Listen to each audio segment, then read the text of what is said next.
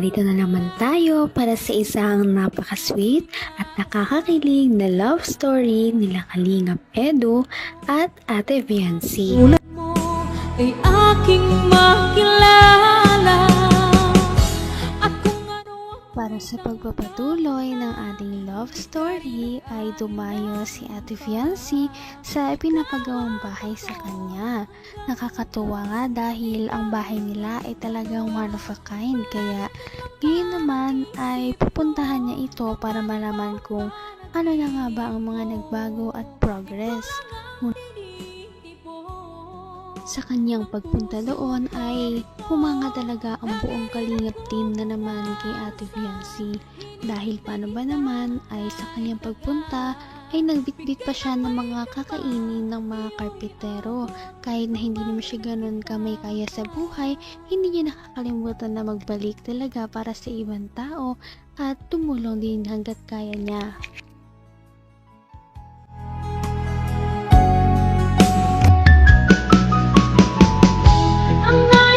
Niyata ako doon ah. Ang bira. Nalaging kamay ko doon.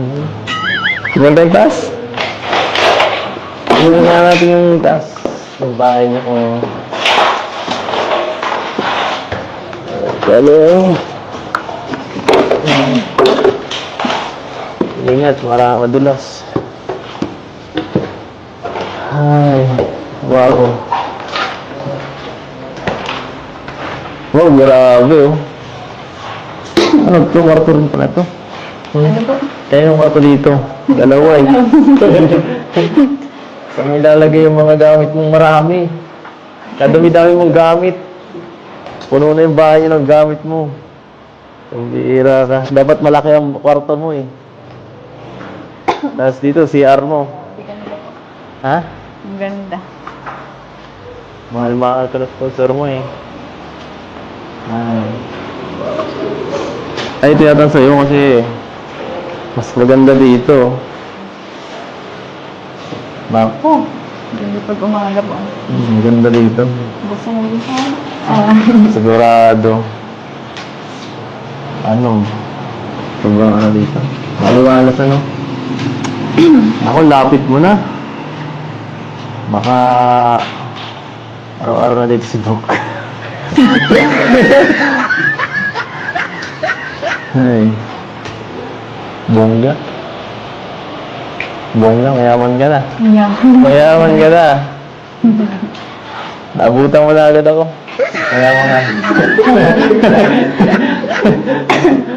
Partida ka ba? Wala ka pang ginagawa. Papatuloy mo ba ako dito sa bahay niya? Siyempre. Ay, makikilive ako dito.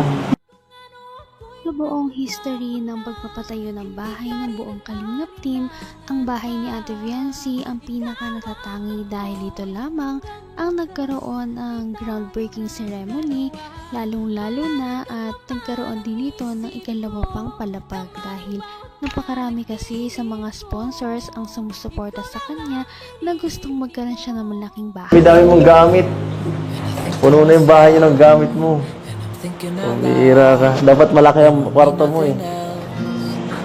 Tapos dito, CR mo. Ha? Ang ganda. Mahal-mahal ka na sponsor mo eh. Ay, ito yata sa'yo kasi mas maganda dito. Bako. Ganda pag umaga po. Maganda dito. Gusto mo dito? Sigurado. Ano? Sobrang ano dito. Maliwalas ano? Ako, lapit mo na. Baka araw-araw na dito si Doc. Ay. Bongga. Bongga, mayaman ka na. Yeah. Mayaman ka na. Nabutan mo na agad ako. Mayaman ka. Partida ka ba?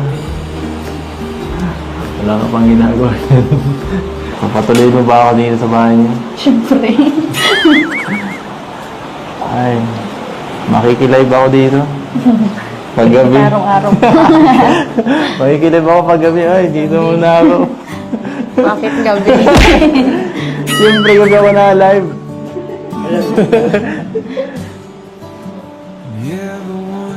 Kaya hindi po ako minsan nakakapanood ay. Anong oras na kayo na-live?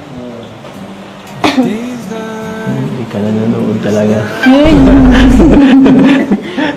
Hindi. Ay. Ano? Ano masabi mo?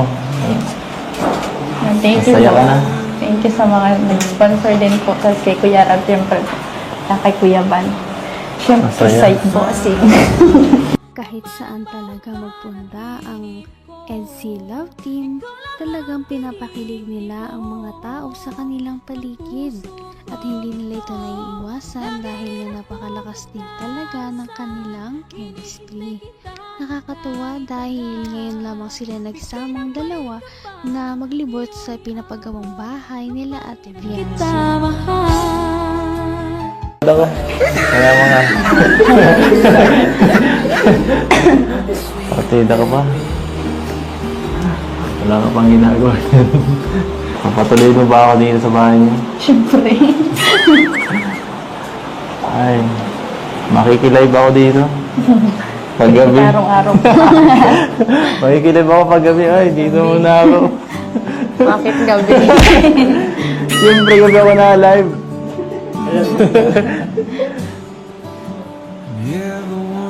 Kaya hindi po ako minsan nakakapanood ay. Anong oras na kayo na-live? Hindi ka nanonood talaga.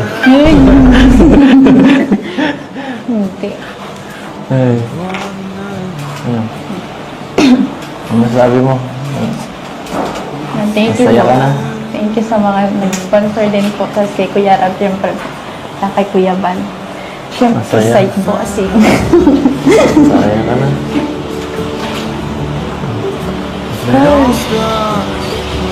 Wala akong maisip na yun. Lagi man po akong masaya. Masaya ka?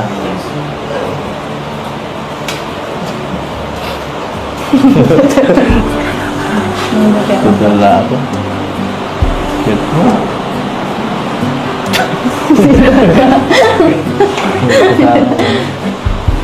Wala na. Wala.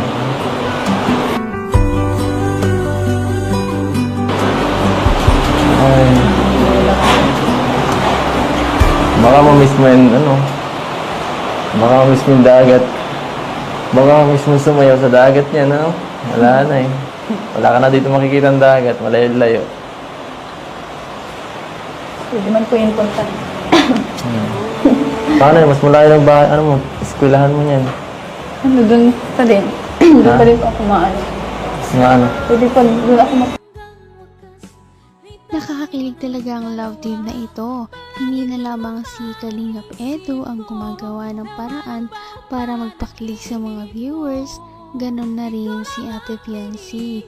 Siguro nga ay hindi na lang ito dahil lamang sa love team na mayroon sila, ngunit dahil talagang na-enjoy nila ang isa't isa kahit na wala mang camera o meron. Abot kamay na kita.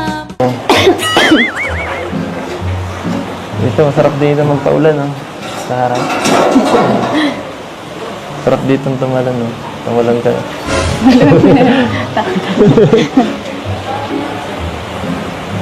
sobrang layo na po sila ate. Malayo.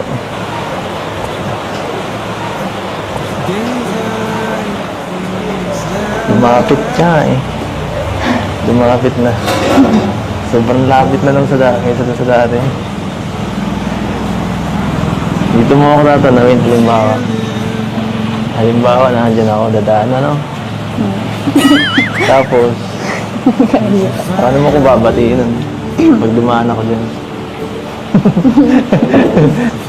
Hi! Ganun. Mas maganda ng bungad mo yan. Kapag ano, maganda dyan tumambay. Pagka maganda ang panahon. May parang terrace pa sa, ano, sa taas. Napakaganda. Grabe. Walang ganyan sa amin. Nakaingit. Nakaingit. Tapos, kape-kape ka. Invite mo naman ako pag mga ganun, ha? Hindi yung pinapauwi mo ako lagi. Hindi ko ako. Pinapauwi mo ako lagi. Napakatid pa. Masumbong mo ako. Ha?